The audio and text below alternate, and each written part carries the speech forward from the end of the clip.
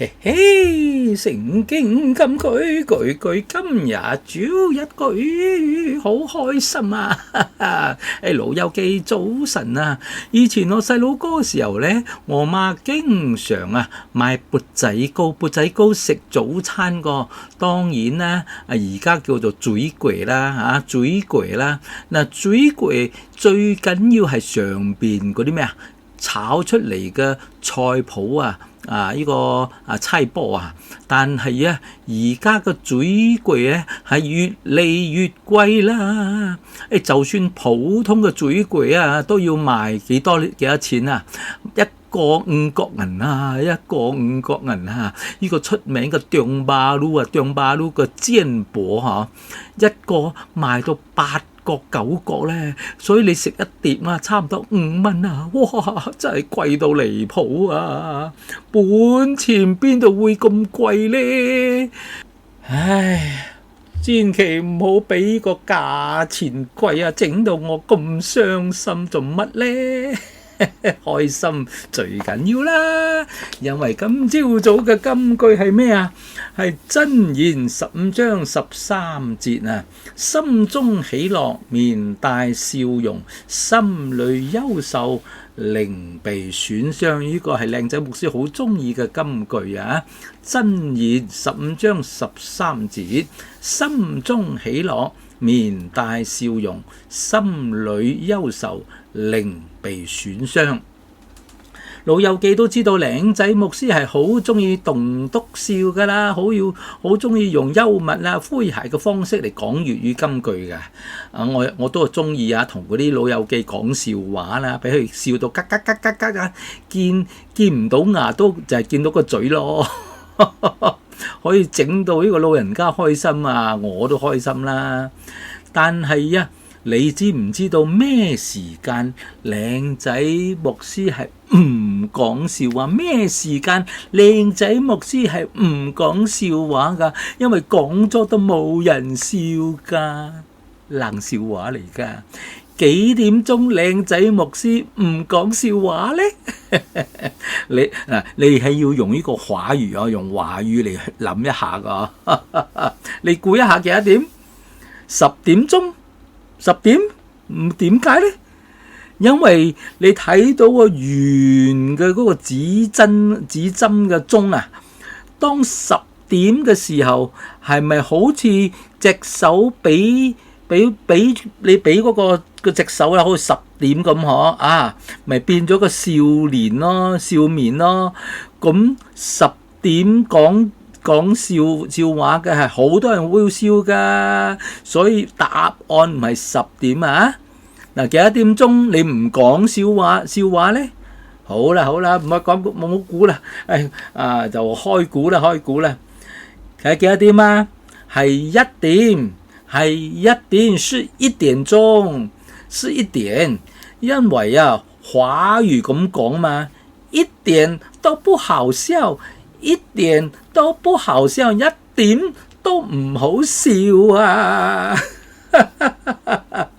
所以呢，1點我係唔講笑話，因為1點都唔好笑啊，1點冇人笑啊，1點鐘千祈唔好講笑話，冇人會笑噶。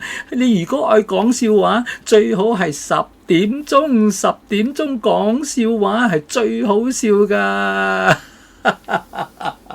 你明白呢啲叫做冷笑話嘛？呢啲叫做冷笑話。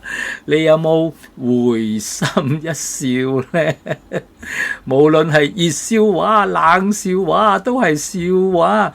特別天氣熱嘅時候聽下啲冷笑話都覺得打下冷震都唔錯噶啦。唔知你有冇笑呢？你笑得出咩？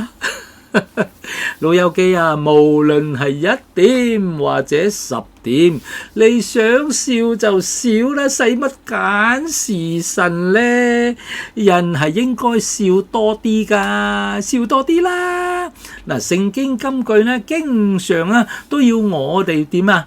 我哋要常常喜樂，因為喜樂嘅心呢，就是良藥啊！所以啊，我們所相信嘅耶穌就是喜樂嘅神，神都有情緒㗎，耶穌都可以因着聖靈感動而喜樂歡笑，唔係亂講㗎。路加福音10章21節係咁講啦嘛，真係睇到耶穌受聖靈感動呢，去喜樂出嚟，去喜樂嘅祈禱啊！